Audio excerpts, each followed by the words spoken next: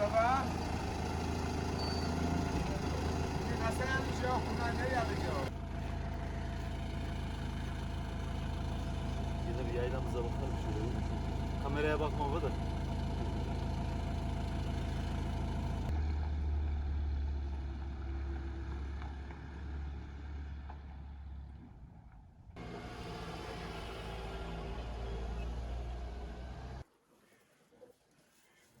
Ben de gidip geçir abi sağmaya.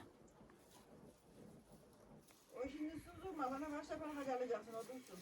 Başka parkaç nerede dur? Engeller aldı. Nereden alayım başka parkacıyı? Unutmuşum araya getirdim attım oraya ki bir şey kalsın. Unutmuşlar şey etmişim. Başka parkaç.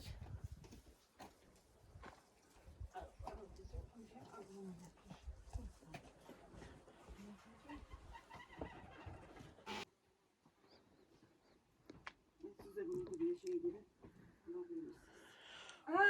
Başka amuda bu kopuk ben de oradan da getirmemiştim da.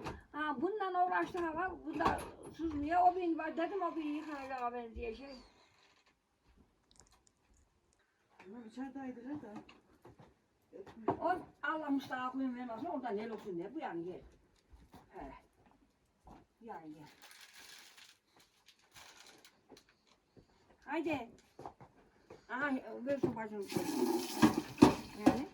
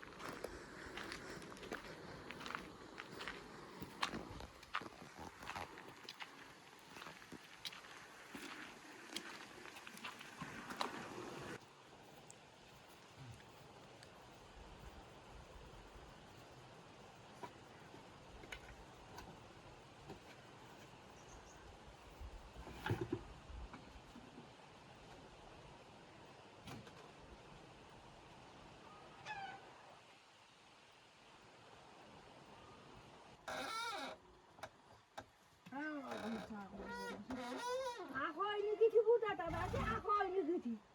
Allah'ını bol götün ahoylu giti. Kaçma, kaçma, kaçma.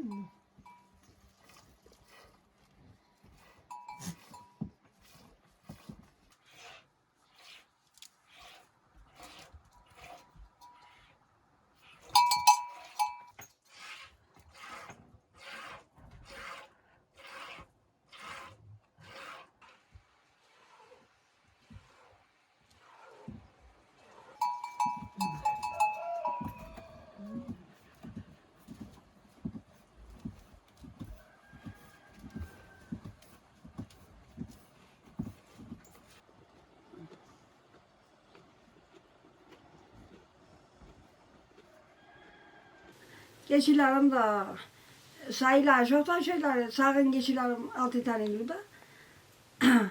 Geçiler hep ikisi doğurdular. Da 7 tane de ulavım var.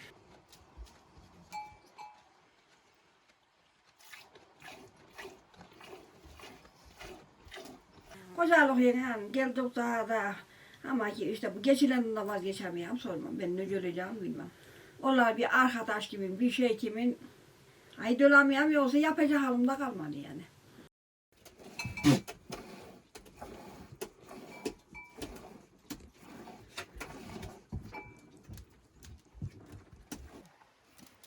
Hadi bakalım. Ay şaşırtıcı ne yaptım. Alo.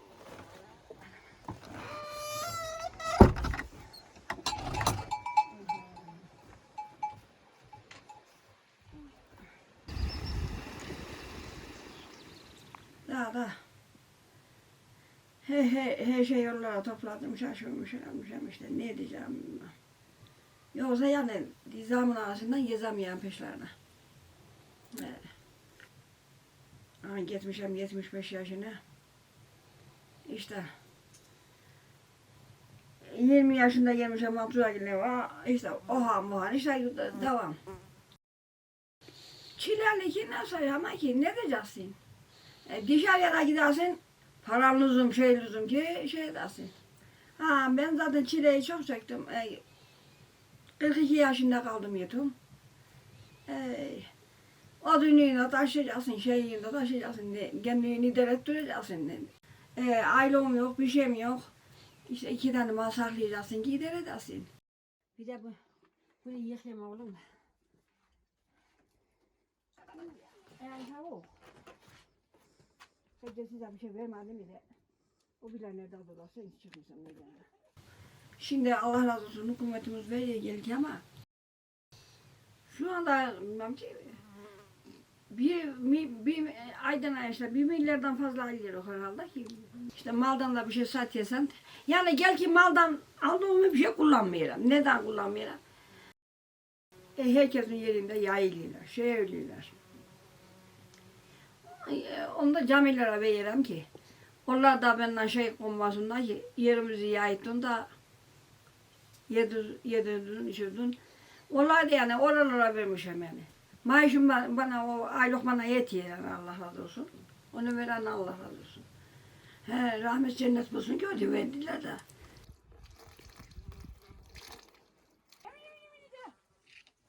Gel anam. Sen ne mi koyacaksın? Çek ya. Gel anam gel. Yani eskidenki mal çok olmuş, nasıl çok olmuş? Herkes saklıyordu. Şimdi saklayan kişi az, mal çok. Saklayan çok saklıyor. Mesela 3-4 kişi yok. Yaylada sıkır olan bizden millet 3-4 kişiden çıkıyor.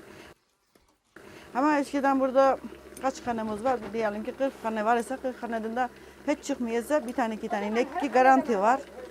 10 tane 15 tane ufak ayaklı malı var. Hepsinden çıkıyor ama şimdi yok. Şimdi burada 3-4 komşu tepede kalmış. 5-6 komşu buradan. Yani saklayanlar bayağı saklıyorlar. Ondan sığ mal kalabalık. Ufak ayaklı mal zaten bitti zaten. Onda büyük yok. Bir geçer olarak annem de var. Koyun da işte bu komşuda. Bir de işte Yusuf Parça'da. Bununla da yine kaybetmenin çabasında.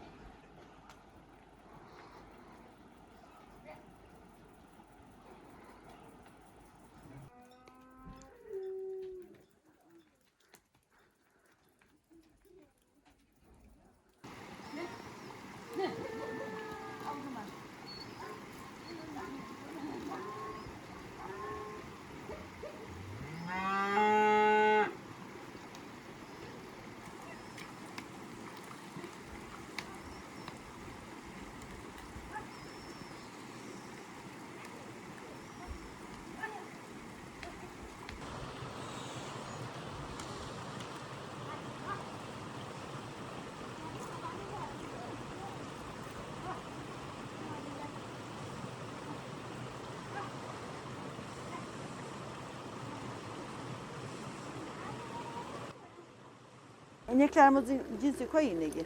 Kendi bizim ineğimiz. Yani o boy şeylerden değil. Küçük ineklerden de bizden yani bu koyların ineği. Şimdiki mal saklamak evvelkinden kolay. Ne açıdan desem evvelden orakla burada da tirpan yok. Bu yaylanın yüzü azdı çoktu kişiler çok tabii hep orakla biçiliyor. Arkayla hayvanla neyse katırla eşekle koyakların hüngamek, çam sigara, başket buralar hep gidiyor. Ama şimdi öyle değil. Tirpan çıkmış, makine çıkmış, kapıya araba geliyor. İmkanlarımız çok güzel şimdi şu anda ama şu anda da gençlerimiz yapamıyorlar bu işi. Hep dışarıya heves ediyorlar.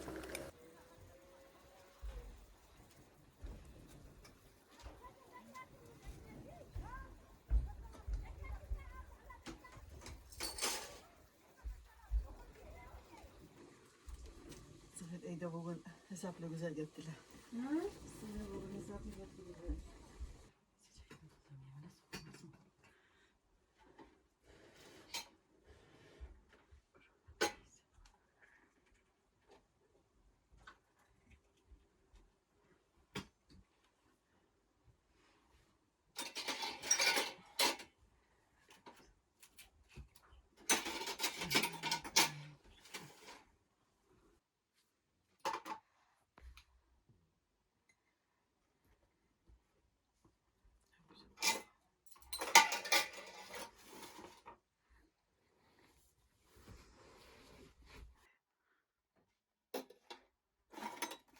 Burada sarı yağmur peyniri. Esas doğallar da burada geziyorlar. Ne? Bizi de al. Böyle yaklarla buğdasını yapmış o. Ekmeğini de tandırda pişiriyoruz. Kendi buğdamız yani. Hamza mı çoban? Yok Hamza da gitti. Koyar mısın bunları? Onu mu koyayım? Bilmiyorum ama bunda da var. Bunu olanmıştı niye doğmayan da? Var ekmek he? He he. Bundan da var. Kalkın. Beni karbuya çıkarmamışlar.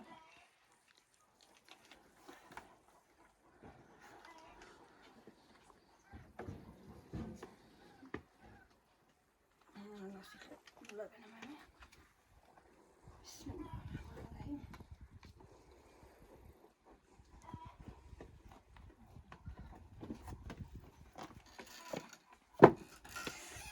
Bir şey alayım ki ağzı bunu bir şey.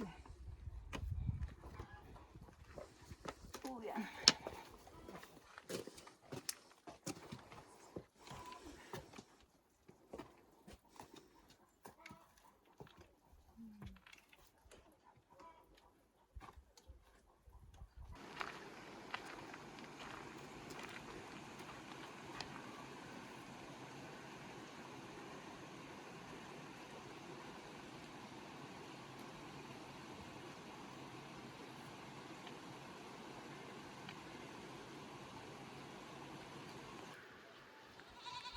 Ya kuku ya.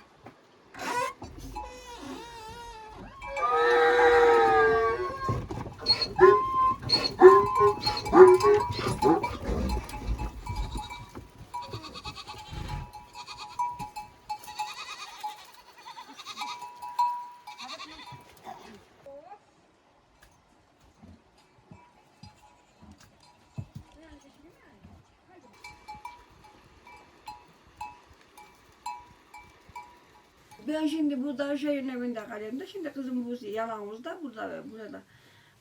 O karşı o tepenin tarafındaydı ya yandı daha da yok. Ben de bir eviydim yatağımda vardı kabımda vardı karşımda. Benim bir tek evimde ambarım yoktu da bir tek bir çuval unum vardı o aşağıda batarların ambardaydı o yanmadı. Ondan her şeyim yandı çıktı hiçbir şeyim kalmadı. Hiçbir şeyim kalmadı. Her şeyim yandı. Hiçbir şeyim yok. Ekecek bir şeyim yoktu. Biçecek bir şeyim de yoktu. Yok. Sadece işte iki tane geçirdi peşine gidiyor gelirim. Yani yeğlamı bolmuşam da yeğlamız bolunu kızım da Ozan'ınki Ozan'da.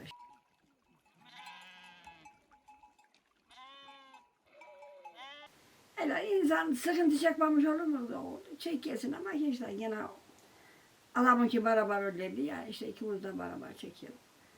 Sonra da işte kaldık kendi başımıza. Ama ki çekecek halim kalmadı ama dizlerim perişan. Yaş gitti yegan yaş gitti. Ne adamım yaşamış benim yaşıma kadar ne de anam. Anam 65'te doğuyor gitti. Adam da zaten 60 demeden gitti işte. Ya neyle yegan ne bileyim.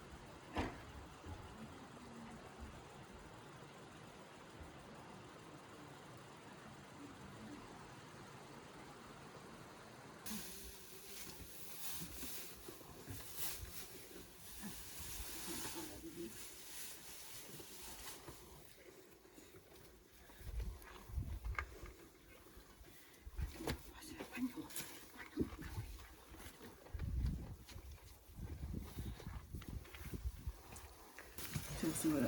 Sergen böyle abarttık ha. Çoklattık.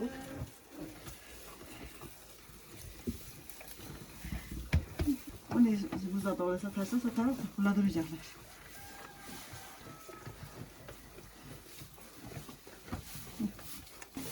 Bunun adı pamuk, o sıdır.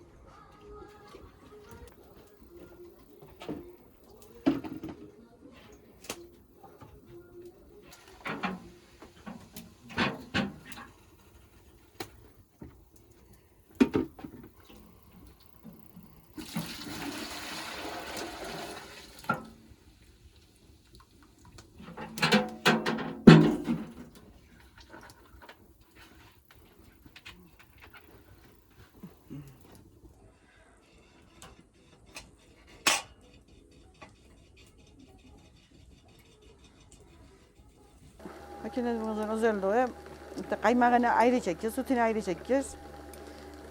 Kaymağını yağ yapıyorsun ayrıca, sütünü peynir yapıyorsun, kurut yapıyorsun. Ama onunla karışık olduğunda ne peyniri güzel oluyor ne de ayranı. Olmuyor. O çıkan da ayranı da güzel oluyor. Şimdi ayran yağlı oluyor, kurudu, çok kuruyor, ezilmeye biraz zahmet oluyor. Ama böyle salt oldu mu güzel oluyor. Onu da yağ yapıyorsun. İşte özelliği de bu abi bunun. Eskiki zamanlarda dedelerimizin yayık yaparmışlar değil mi? Bunu mayalıyorlar makineye çekmeden. İşte hafta 10 gün neyse ondan sonra dolduyla yağı ama o yayığın yağının tadı da bir başka.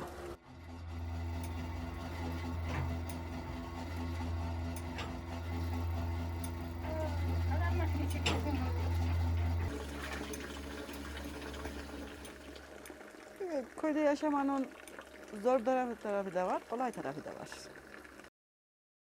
Ben seviyorum yani köyde yaşamayı sevdiğim için bana güzel. Şehri pek o kadar çok hoşlanmıyorum çünkü köyde durduğum halde yani böyle bu vaziyette ben fazla evde duramam bir kişi değilim. Yani işim de olmazsa evde pek oturmam. Böyle dışarıda illaki bir iş çıkaracağım. Ama şehirde bayram gibi bir iki gün gitsem de benim için değil. Sevmiyorum yani. Köy işini seviyorum yani köyde alışmışım yani ufak yaştan beri köy işini yaptığımız için. Bunu seviyorum yani bunlar bize çok da zor gelmiyorlar. Yani dışarıda olsun burada olsun yani şimdi buradaki benim normal hiç yapmayan insan yapamaz.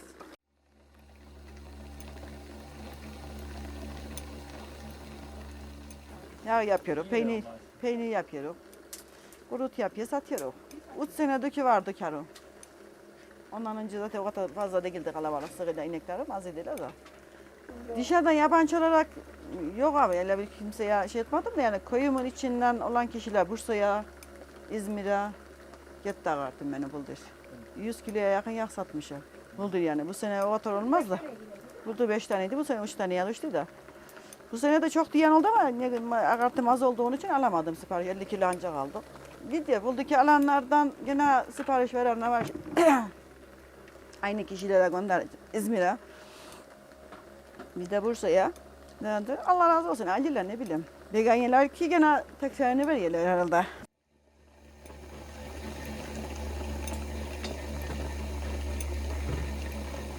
Yağa güven olunmuyor şimdi. Evvelden sığır fazla kus yemezdi ya. Ondan mı olur diye pek acılanmadı. Şimdi kusu çok yediyoruz.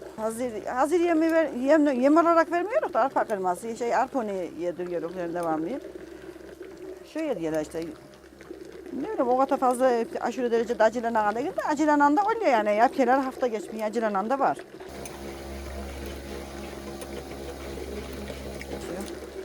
Eşimin mesleği var 2 tane. Aşçılık, pidecilik, fırıncılık. Üçünden de iyi güzel anlıyor. Yaptığında güzel yapar. Şu anda işte Antalya'da fırında çalışıyor. Oğlumun bu ilgi Artvin'de büfe çalıştırıyor. Ortancası Erzurum'da kafede çalışıyor. Küçüğüm de okuyor. Üniversite uçağa gidecek bu sene. İşte biz de böyle mancılığına uğraşıyoruz. Çocuklarımıza bir fayda olsun. Kendimizi geçindirek. İşte öyle abi ne bileyim.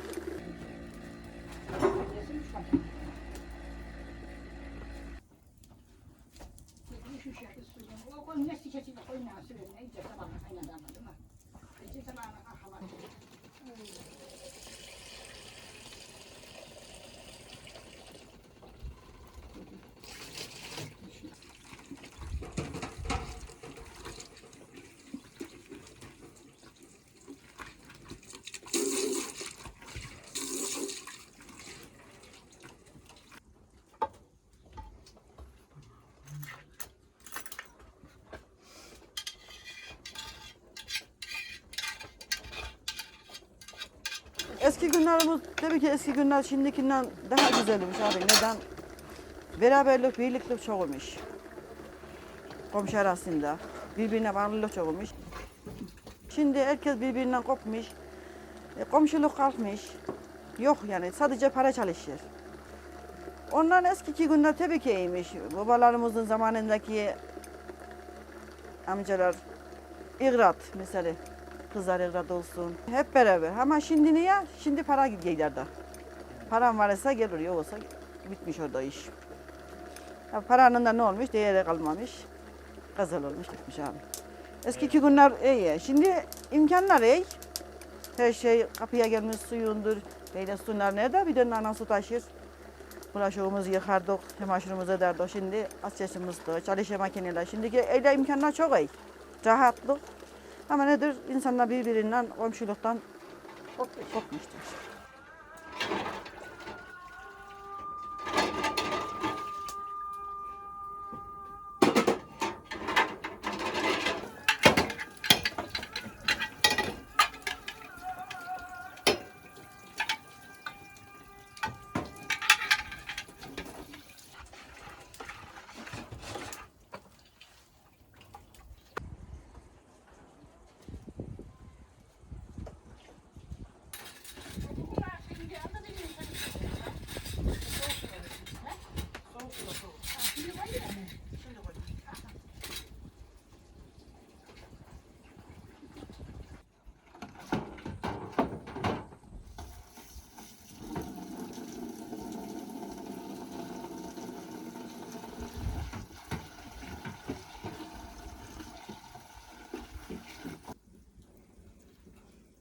Ama işte hastalık burada demek ki.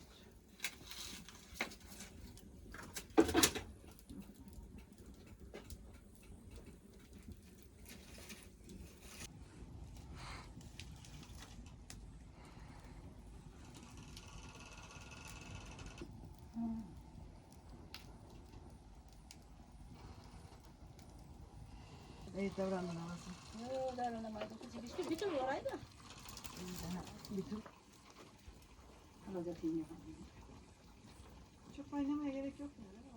Geçim tabii ki o mal saklama çok zor ama şimdi daha zorlaştı gibi görüyorum. Şimdi o zaman buradan benim Behlana sözüm ya bana işe yine çok ot taşımışım. Dedem yine çirdili biçardık. Oradan hayvanlara yüklerdik buradan Behlan. Ama taşırmışız, bitirirmişiz. Yükümüz koç olurdu. İşte önce hayvanların sırtında giderdi ama şimdi arabalar tıka bastı oluyorlar. Yani şimdiki zorluk eskiki zorlukta yok. O bir tane küçük bidonlarla su taşıyorduk. Burada bulaşığımız, makinemiz, her şeyimiz, çamaşırımızı yıkardık da. Ama şimdi orada ak yer başaramıyoruz. O zamanki işler her şeyin bereketi varmış.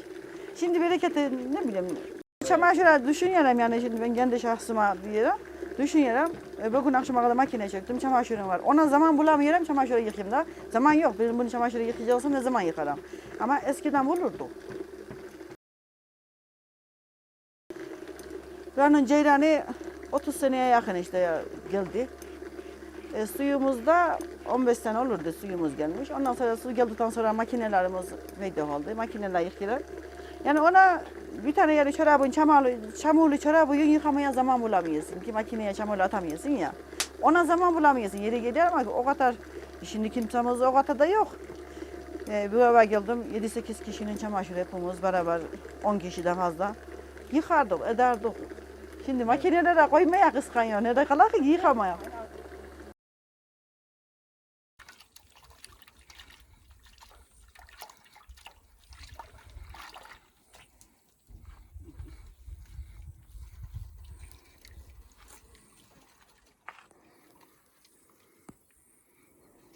Bunun meselesi. Şimdi bunu asacağım burada. Neden?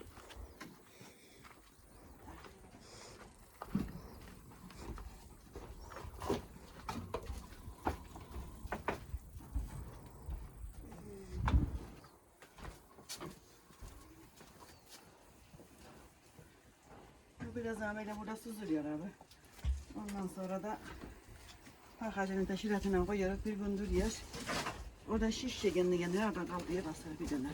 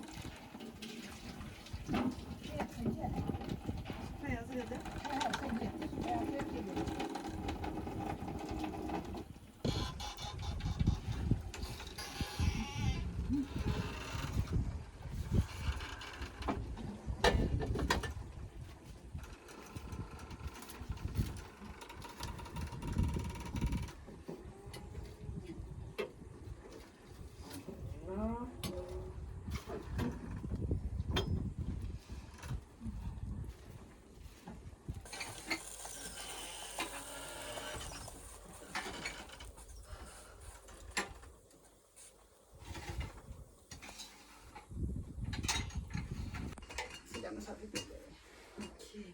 Siz, kanası. Beni. Neden? Ben annem. İki bilmişler birbirlerini de.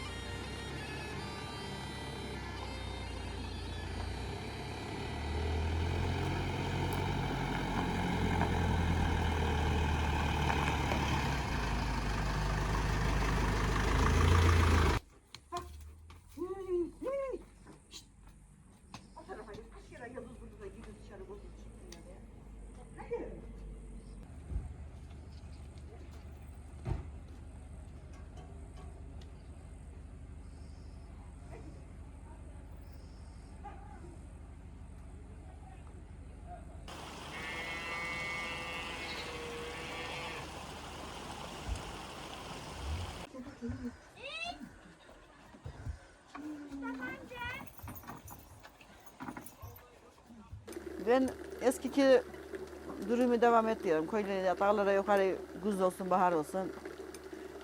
Malımızı ile dağlardan kaçıyoruz. Araba işi yok bizde. İşte ot biçiyoruz, uğraşıyoruz ne bileyim. Daha da ne yapak.